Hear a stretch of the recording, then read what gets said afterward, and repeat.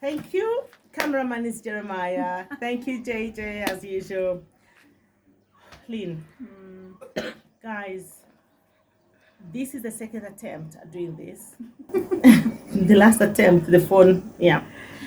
But I'm so honored and privileged that Lynne is here. I saw Lynne first when I moved in this house.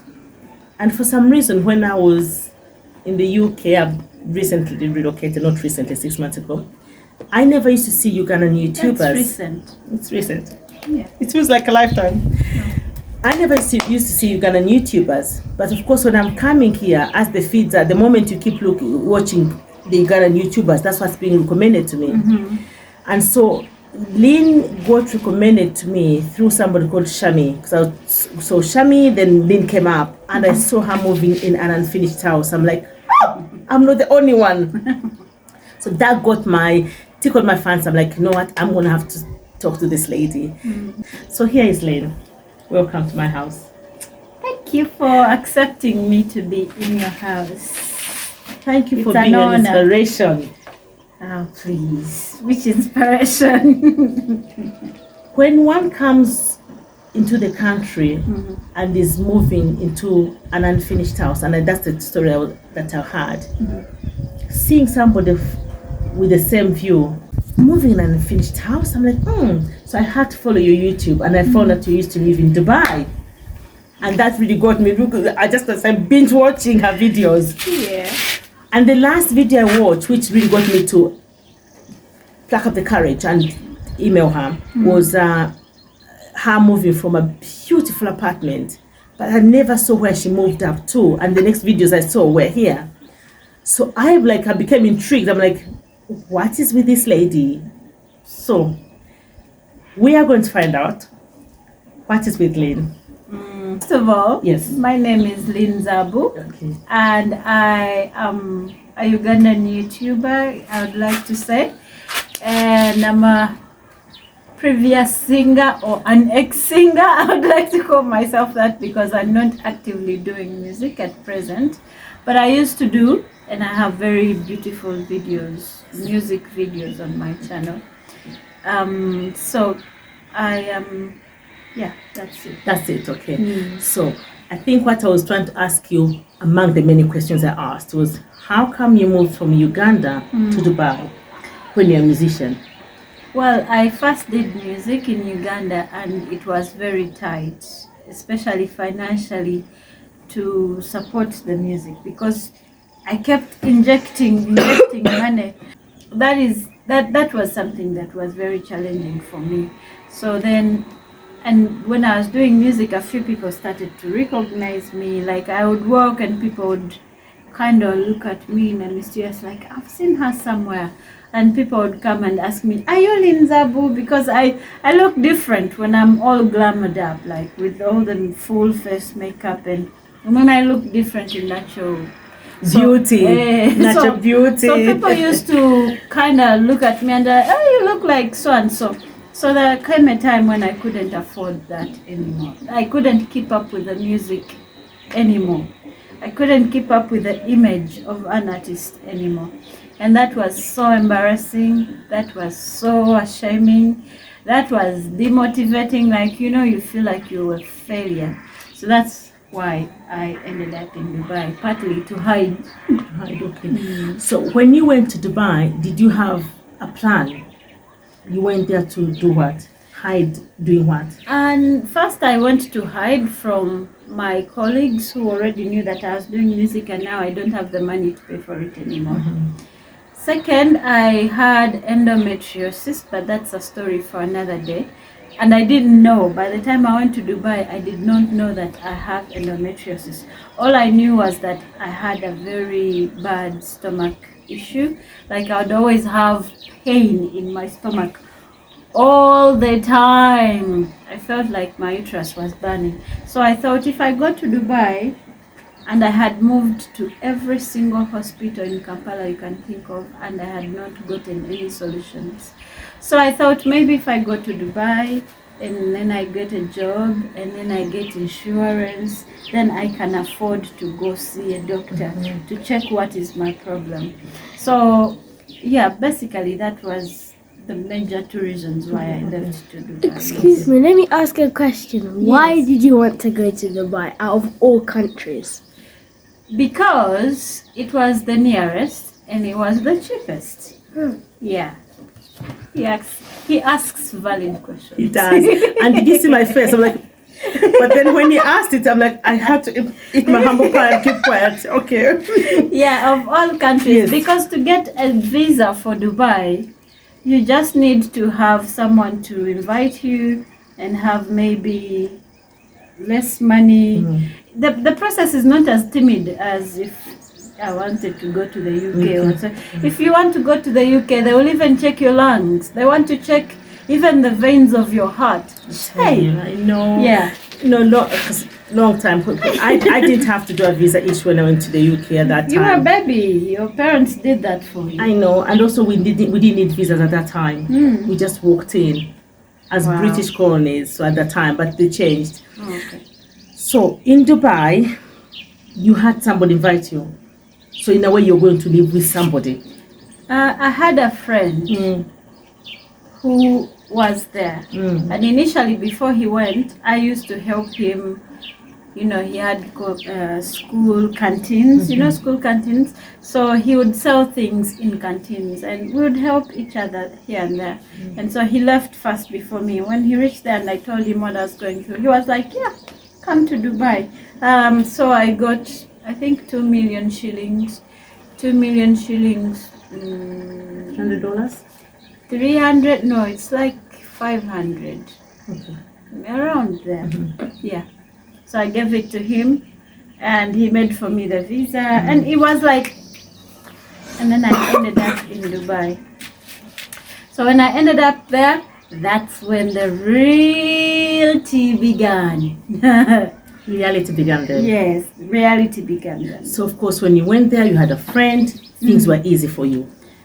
Well, it was easy that I had somebody to get me the papers to go. But it was hard the moment I landed at the airport. First of all, I didn't have anybody to pick me up from the airport. He claimed it's too expensive for me to pick you up from the airport. So you're going to use a public bus. Take it from this corner to this corner. I'll pick you up from there. So I get there and his phone is not on. I start panicking. I wait. Luckily, most people who are working at the Dubai airport are very kind people. So I told them I'm kind of stranded, I'm waiting for so-and-so. But I think if you said that in the UK, they would deport you. If you said I'm stranded, No, somehow. the good thing would be you'd have come outside. So most likely you may get Help. as a good Samaritan. Hey. But of course, you go to the police and say, okay, you are right. They may end up deporting you. Yes, but in Dubai, they were like, okay, let's wait. So I waited for the guy. I called. And anyway, the long story is I used the bus to his place, to another place. Then where he picked me up to take me to the bedspace that didn't exist. So eventually you go through to him. Yeah, Okay. eventually I do. Okay. So now, what is this bed space you're talking about? What's a bed space? So a bed space is like a bed bank. You know, if you have one bed up and another bed up.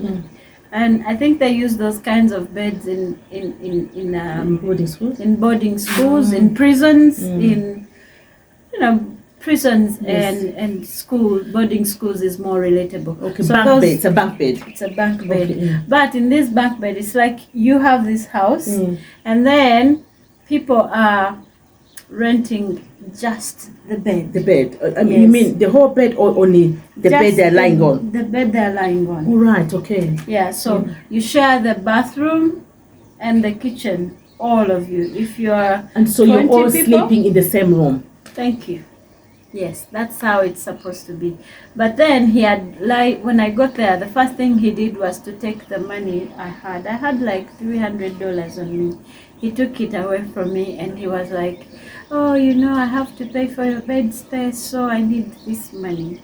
So he took it and then gave me back, I don't know, was it $20 or something?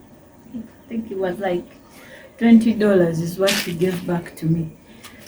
And Yeah, I reached there and he had not gotten for me the bed space.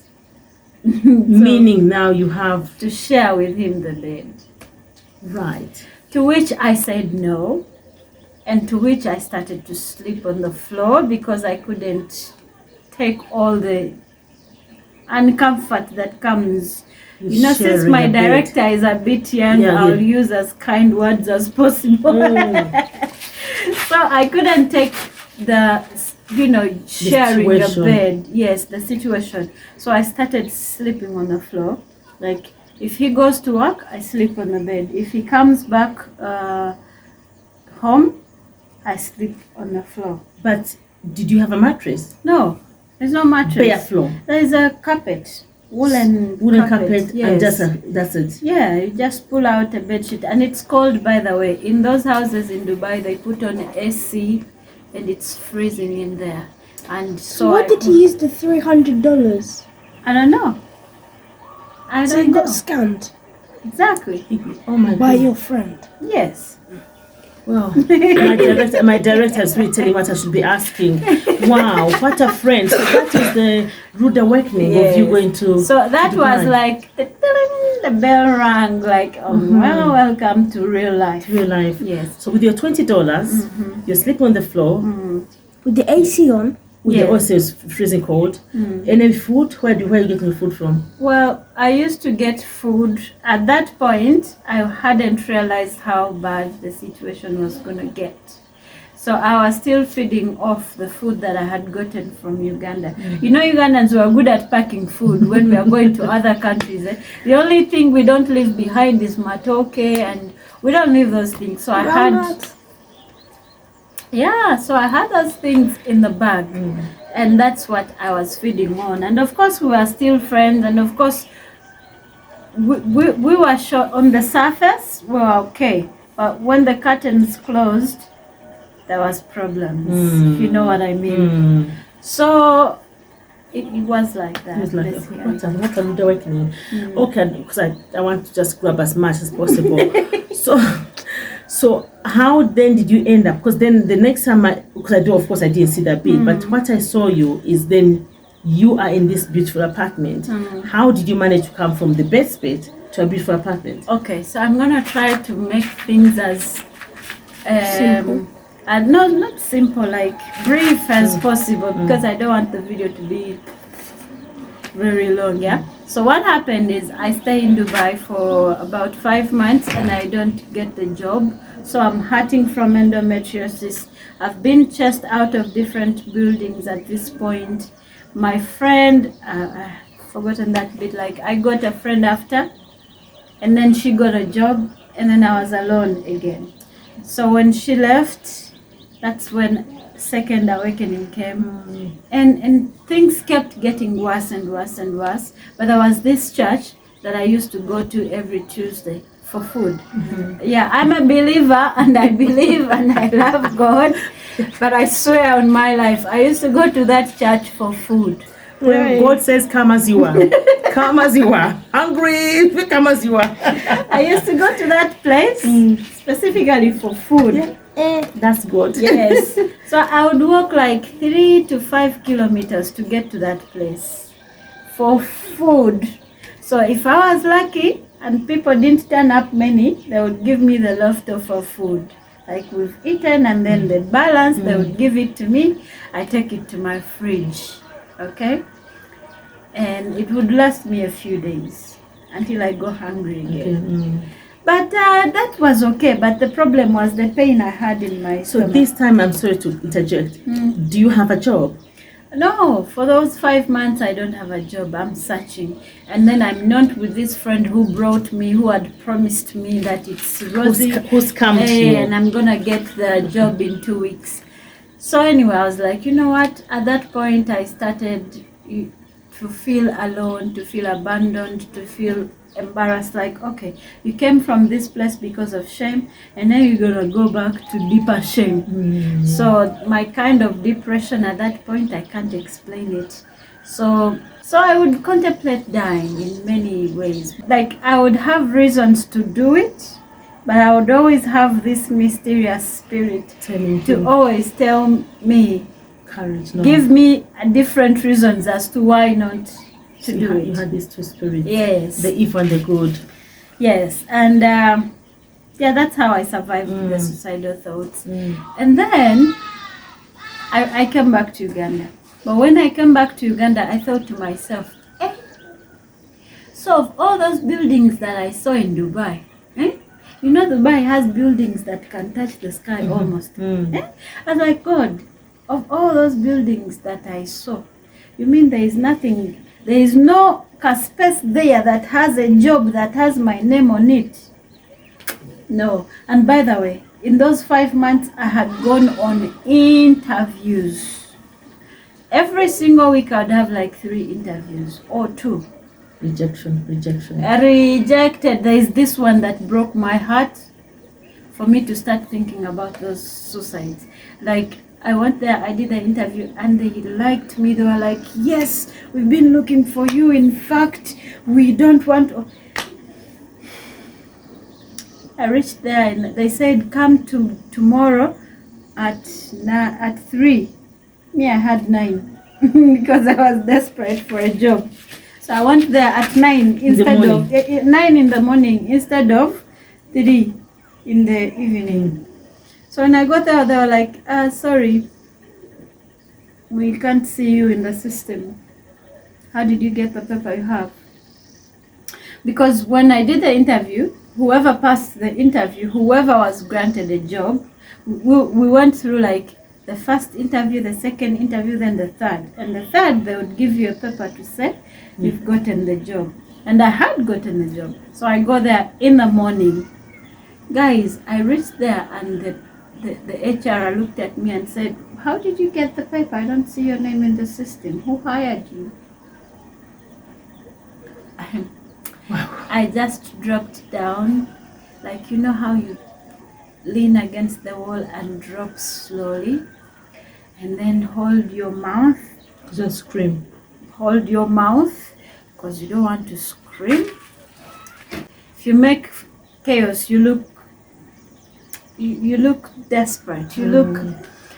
Anyway, I went in the lift. I screamed. Then that's when I started having those thoughts.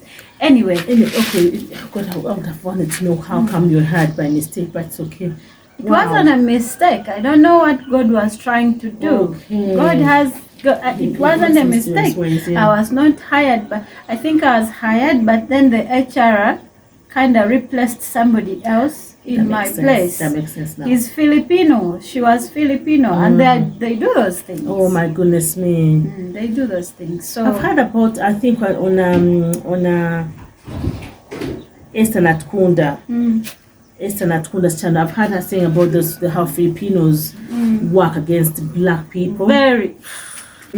I came back to Uganda, and then when I came back to Uganda, I had made friends, and then the church gave me some money when I came back. So I used the money that the church had given me to go to the hospital, and then that's when I was diagnosed with endometriosis. So you went there. So in Dubai, you never managed to go I to never hospital. went to any hospital. I couldn't even afford Panadol there. Anyway, so after I had gone through my treatment and all that stuff, I tell God, God, I cannot be staying here. When I saw life there, you must take me back. I need to get a job there. I can't go there empty-handed and come back empty-handed. No, it's not going to happen. Somehow, those friends I had made collectively got money and got me a visa and a ticket, and I went back. Wow. So this time I went back, I got my job in, I reached there today, and I sat in that bed space again. I cried to God. I said, God, really, you brought me. Remember, it was me saying, take me back. Take me back. Now it is me saying, really, you have brought me here to suffer. Now it is me saying, God, really? Is that who brought you back? Are you serious? You brought me back here to suffer like last time? Okay, if that's what you want for me. I slept off. When I woke up, the spirit told me, that there's an HR who had hired me the other time, but I had gotten his full names. Okay. And I went on LinkedIn. When I went to LinkedIn, I typed in his name and he shows up. And I'm like, sir, you had given me a job The one they didn't give you. 7 months ago. But then when I came, they took it away from me. Now I'm back again in Dubai and I still don't have a job. Good. I was like, oh, really? Welcome back. You send me your CV. This time I'm sending it to him Personally, yeah. So I send it to him and go on with my day, start searching again, send emails. Then the following day in the morning, I had a call. Please come at this and this place at midday for an interview. I was like, Same HR gentleman. same HR. No, now he's like the head of the HRs Whoa. in the company. Mm. So by the time he calls you or accepts your CV, most likely you already have the Get a job. job. Mm-hmm. So another now the Lower HR. HR calls me, and then I go to the place she had said I should go to for the interview. I went there, but the questions they were asking me were, so have you worked here? I lied. Guys, I lied. I said, yes, I've worked in Dubai for 2 years. I was making coffee. I don't know anything to do with coffee. Don't they get references? Yeah? Oh, you put them reference upon request. Yes. I was like, yeah, me, I've worked the year. The guy looked at me. I think he knew that I was lying, but it was my time to get the job. So anyway, he's like, okay, how much is your salary expectation? I'm like, no, I expect a lot of money, but you know that I will accept the company offer because I'm sure the company has a standard salary for all people. So yeah, I'm in for that salary.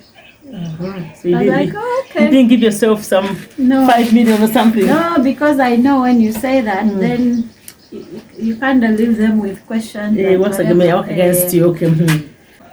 I got the job. He was like, come the next morning, come dressed in black and white. And I was like, I got the job. I got the job. yes, I got the job. And this was like 4 days into returning back. Yes. And so this time I went to that same building that I initially went to mourn to celebrate. Whoa. I was like, God, thank you. Even if it took you longer to get here, I'm not happy, but thank you. You After came 4 through. days, she's complaining. No, I was still complaining about those days that That's good. You know? Yes. Anyway, I talk to God like I'm talking to someone close. And I think that's what they tell us to do. Yeah. Yeah. So He's I a got the father to job, us. I start working, and that's how I worked in a very high-end restaurant. Wow. Yes. So you see, God knew He's gonna put you here where you're going. He's gonna give you the best. Pass you through the fire like gold, and you come out shining. Well done, God. Oh God, please! Sometimes it's too much. The fire, but yeah, refiner's fire.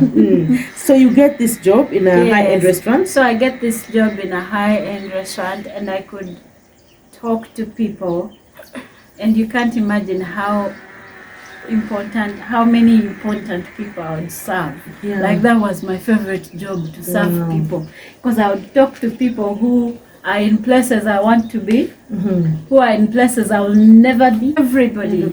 So it was nice, and that's how I got a job, and that's how I could afford to live in that place that you saw. That makes because sense. we rented the place. I wasn't alone. We were like 3 people, but each of us had their own space within the house. But then, as well as if the living room was free. Yes, the living room was free, but the bedrooms we had sections. Each one had Yes, we had sections. So that's how I started living there. Then the video you saw of me leaving my own house to where it happened. You know, some things you can't film them, not because you don't want to, but because you don't have the guts to do it. That video you saw was 4 years, 3 years after You I've moved to gotten Dubai. the job. Okay. Yes. And I bought myself a bit of land and I fenced it, and then I had no money again. After some time, my legs couldn't walk anymore.